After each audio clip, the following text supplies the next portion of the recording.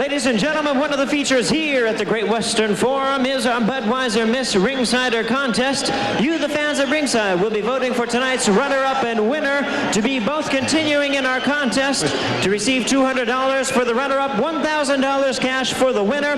Now's our chance to meet each and every one of our contestants. We'll begin with contestant number 1, representing Crutchfield Investigators in Beverly Hills, California. How about a hand for Lydia? Lydia's 21. She's from Santa Monica, 36-24-34.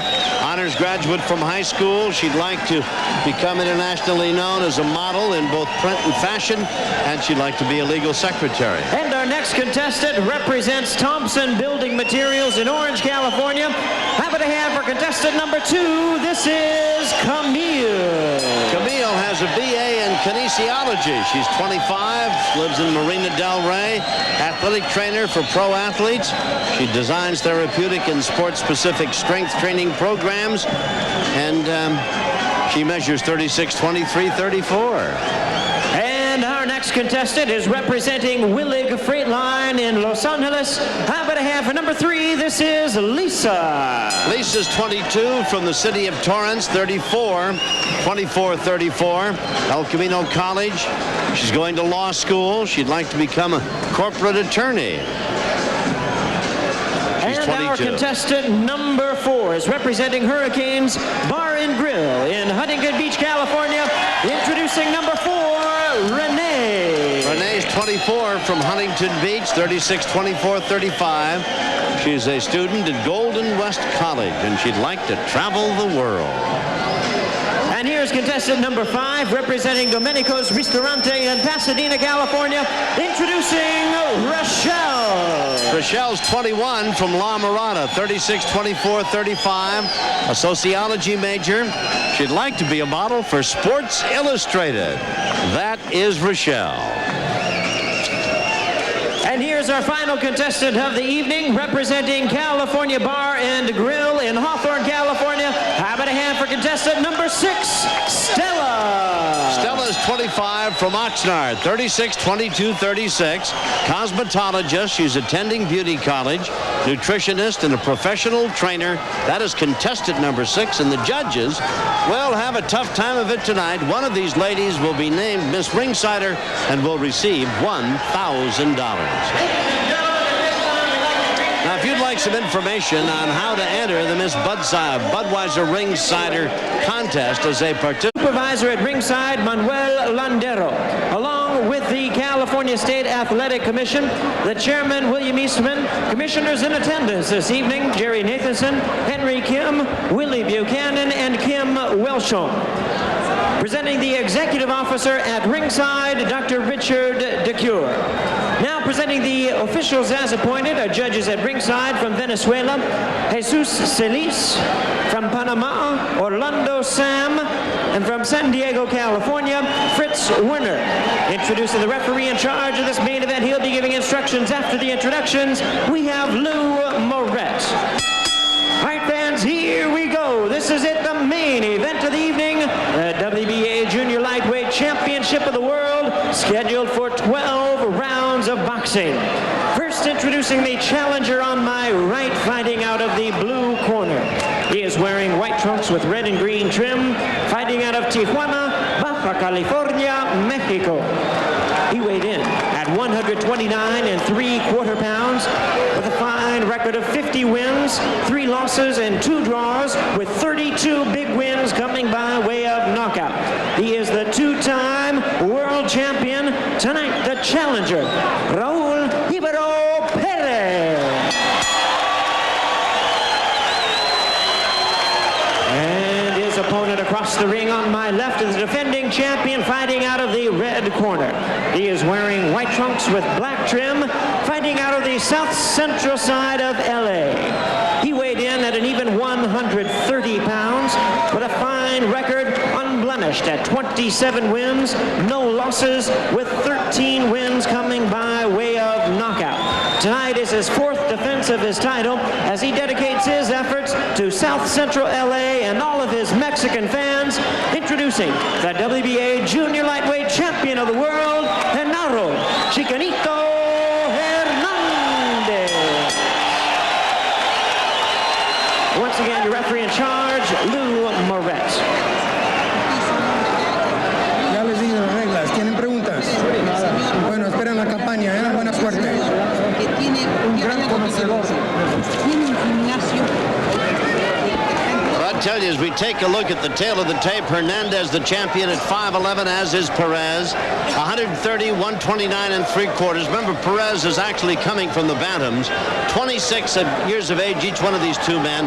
And Perez has long, skinny arms. He's got a 2-inch reach advantage. And I tell you, there's a touch of class to this one from the start, Ruben Castillo. When the champion Hernandez, as is his right, was introduced last, Perez applauded for him, and Hernandez came to the ring, put his gloves together, and gave a little bow to Perez. That's nice. A couple of classy guys go Very, here, very nice. and it should be a good fight. Now, they're both wearing white trunks trimmed with what was left over from most of They just butted heads. Sure did.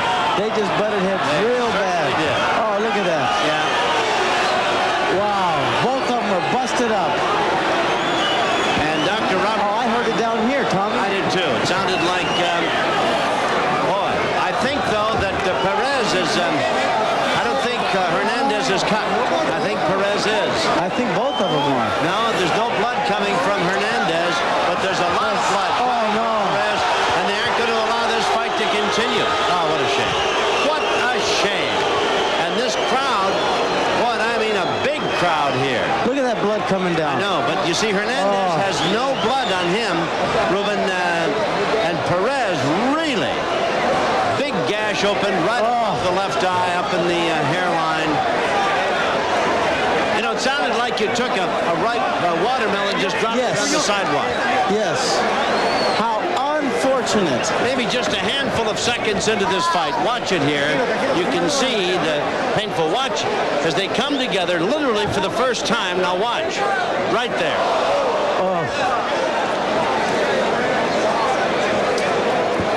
And neither fighter wanted this, of course.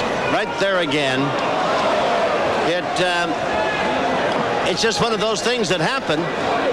Oh, blood just come pouring out of the head of Jibaro Perez as soon immediately after it happened. Yeah. Well, what a shame. I feel disappointed. I know the fighters do. I know you do. I wanted to see these two guys get it on. They are two classy fighters. And to have this fight end just like that, I tell you how much blood came. You can look up here, Chiquitito, his white trunks are covered with blood. Right. None of it his. It literally exploded right off the, out of the hairline and up in the forehead high on the head of Jibaro Perez. Oh, what a shame. I don't know what else to say about this as you watch his corner try to stem the flow of blood. It's another look at it now. These are just seconds into the opening round, and right there, their heads come together, and you can see the pain, the anguish, and the concern on the face of both of these men. Now, Hernandez, who steps out of the picture, didn't know whether he was bleeding or not, but you can see the flow of blood immediately from high in the hairline in the upper left forehead portion of Jibaro Perez. And they're still working on it. And Dr. Robert Carnes immediately had no recourse but to stop the fight. That's a terrible chain of events to happen because a big crowd on hand wanted to see these two guys get it on. And they will have to wait for another day. It's unfortunate. You just never know in the boxing game what's going to happen, and suddenly, first time they get close to one another, why their heads collide. It's interesting because this would have been a very big fight for Hernandez to, if he had anything to prove, and I'm not saying he does, because I think he's a fine champion, to really establish himself here, because Perez is a world-class guy. All right. It's over in the first round. We'll give you some more details on a moment. Hernandez is still the champion. We'll be back right after this.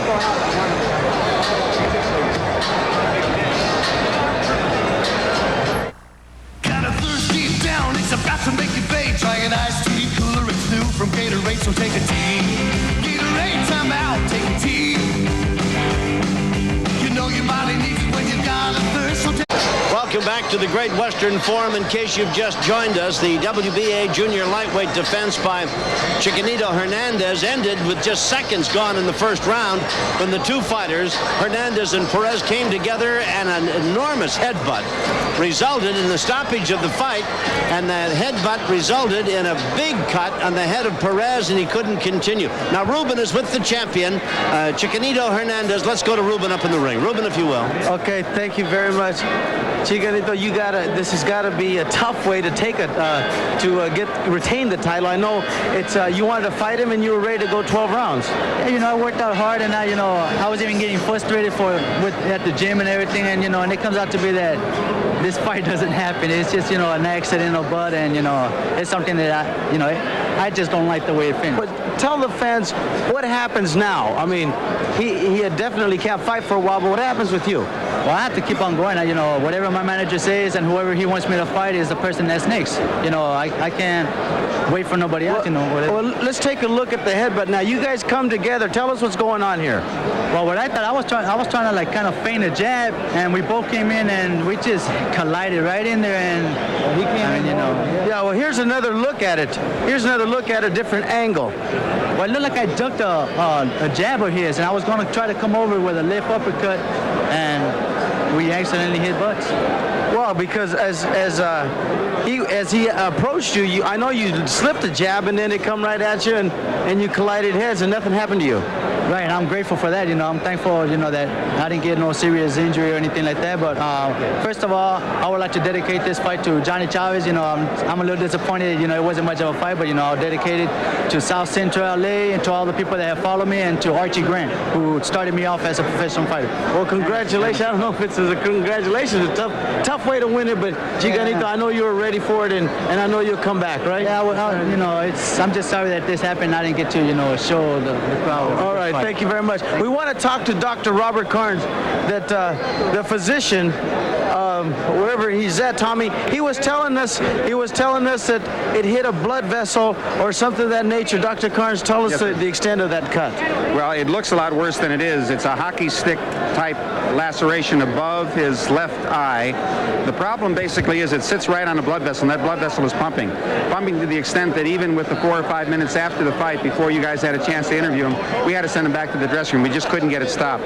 Obviously, he could not continue the fight with all that blood flowing. So what you're saying, that every time his heart pumps, blood's coming out? Yes, that's an artery is part of the pulse, so he's losing blood, so we just had to take him right back. Okay, thank you very much, Dr. Carnes. Let's go back to Tom Kelly. All right, Ruben, thank you. It's quite obvious, if you've ever suffered any kind of a head cut, the blood flows copiously. It really does.